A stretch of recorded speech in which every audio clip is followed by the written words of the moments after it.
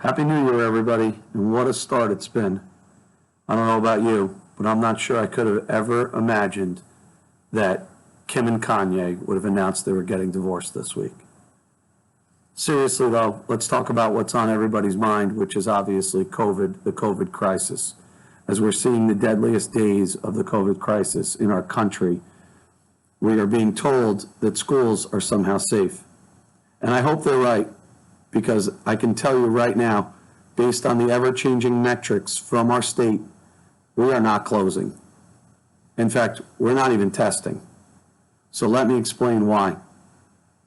Over the summer, when the governor released his reopening plan, the rules were set as follows. Schools could open as long as the rate had not reached 5% on a 14-day rolling average in your region.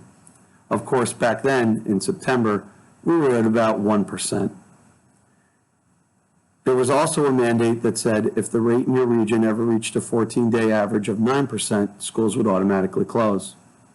That was changed this week, on Monday.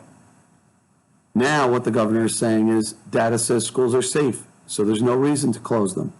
And instead he talks about testing programs in schools that are in that range. We here in Mahopac are currently getting very close, if not over that range at the time that this is being recorded. Our 7-day average is clearly over 9%, and our 14-day average is right there. However, understand this.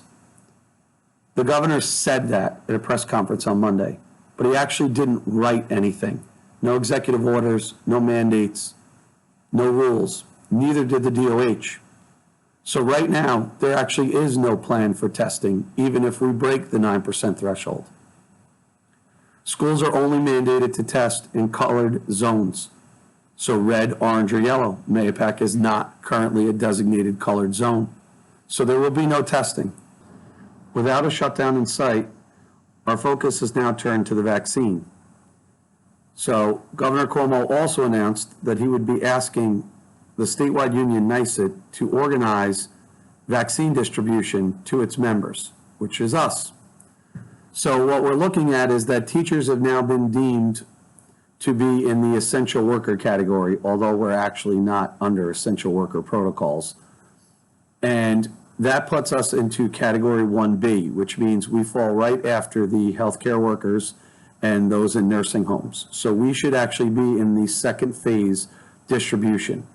So everyone will be now looking towards NICET, towards setting up whatever their plan will be, as well as the state's plan. And if you've been watching, you notice that they're setting up what they're calling retail locations or drive-throughs for people to get the vaccine. As we get more information, we will certainly share that. Lastly, I just want to reiterate the importance of reading the items in the bulletin. I understand it's a lot of information. Trust me, I do. I'm reading this stuff every day. But it is the only way to actually be informed. I cannot make videos long enough to explain all of the things that are in these documents. Have a great week, everybody.